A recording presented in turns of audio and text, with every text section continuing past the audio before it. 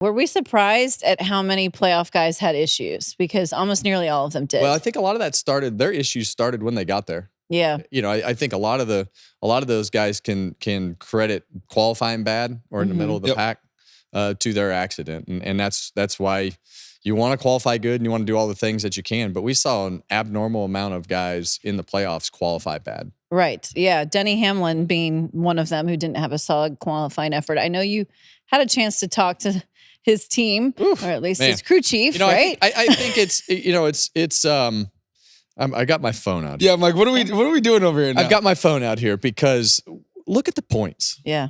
Who would have thought Denny Hamlin would be -6 going into the last race of round one?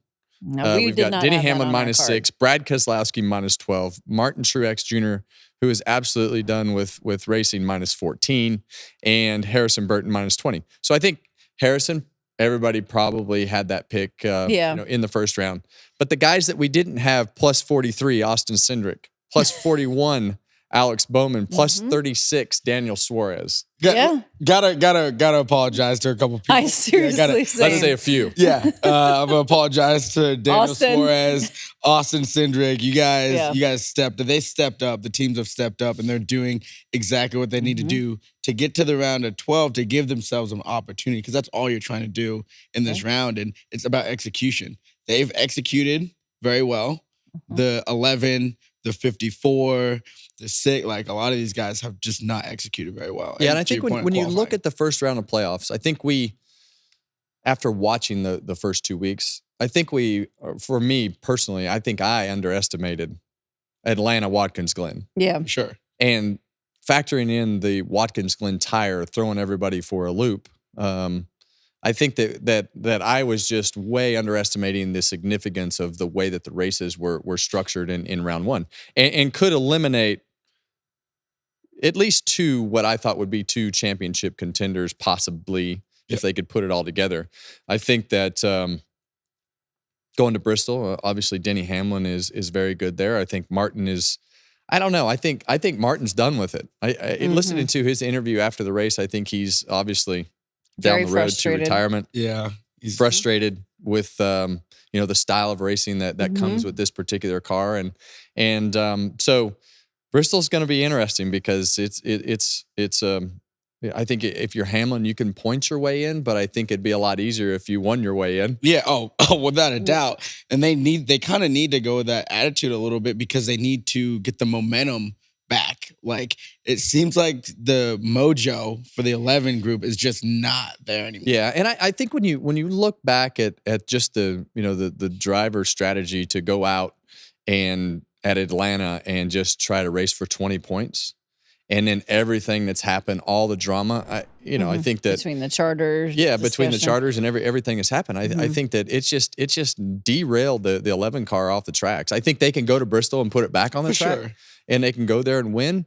But man, what a dismal way to start the first 2 races of the playoffs. It seemed like you could date it back to the engine thing that occurred. That was sort of where things started to come off the rails a little bit. And listening to Denny after the race, he did say, this round of the playoffs, we've never had anything like this necessarily. Because I think it was Marty Snyder who was asking him, like, have you ever had a low point like this in your career? Is this the first time you've experienced this? And he attributed it more to the tracks in this round that he has. Yeah, and I think Denny's probably been through some, he's definitely been through some ups and lows. downs, I think right here, he just turned over the front of the 6 car. I'm sure the spotter was on the radio saying 3 wide. And, you heard Steve Letarte say it on the broadcast. It was kind of a desperation move to hope that Brad was going to lift to get back in line right there. But, I think it's, we've seen some uncharacteristic things. I look at Denny Hamlin as, a leader and a guy that is going to go out and be aggressive and always try to win. But I just feel like, when they went out at Atlanta and that strategy didn't work out, and it didn't seem like they were all on the same page with what his strategy was with he and his team. It just wind out of the sails. It is took the wind right out of the sails, and momentum is a real thing in our sport. Right, it really is, and it's no different than any other sport. And we hear all the guys talk about it we want to get hot at the right time, and that's how you win these championships. And sometimes you just can't do anything right, and sometimes it just comes down to that momentum being based on the decisions that you make. Yep. And in the first round of the playoffs, the 11-car driver made a bad decision, and the only way out now is to go to Bristol and have a great day. Yep. But they haven't had a great day. I want to put some more. I want to put lately. one more bow on Chris Buescher and the 17 car and everyone who's not in the playoffs, because it almost makes the system those wins even more impressive, because you really have something. They do have something to race for, and it's to mess the whole playoff standings up. And that's fun to be that spoiler and to remind people, if a couple things went our way during the season, we would be right here running for this championship. I think the other thing that it also teaches you is, how do I race under pressure? Sure. And I think leading into those playoffs, I'm not sure where they were with all that pressure on them, because yesterday that was the team that we expect to see throughout the season, that we saw mid part of this season. And getting towards the end of those playoffs, when you're maybe having to win or maybe racing for points, and we've talked about it on here, do I race for points or do I race for the win? Right. Yeah. And I think that, as easy as it was for them to say, hey, we're not paying attention to all that, we're not counting points, we're here to win. You're watching it. It's tough to balance all that right here. Yeah. I was going to ask that. It's tough to balance all that right there. And it's been such an interesting year for Chris and his team, because I think coming off of last season with the performance that they had, we expected them to go right into where they left off. They had some good runs at the beginning of the year, but as soon as the mile-and-a-half races started, it kind of started to show the weaknesses of the Ford. Yep. And they gathered that back up, right around the time we got to the first Darlington, had a few good weeks, but the circumstances just ate those guys up. Yep.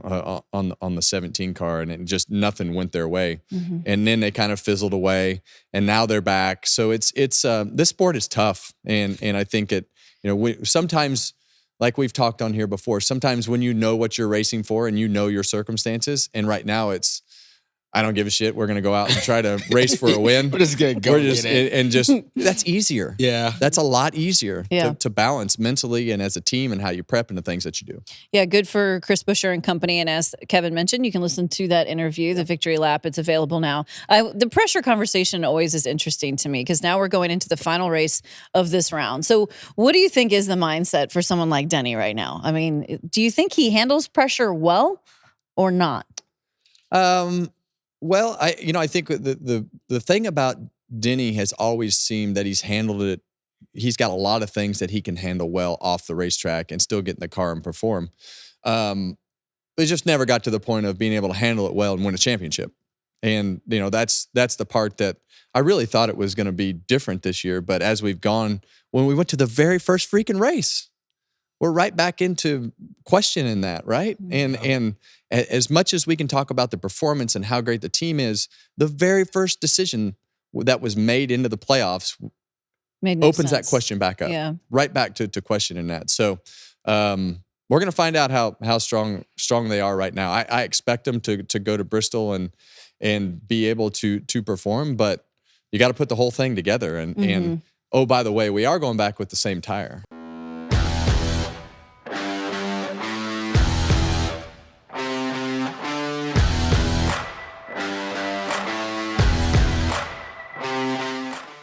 Hey race fans, thanks for watching our video. For all NASCAR on Fox News content and the best clips from Fox Sports, be sure to follow and subscribe to our channel.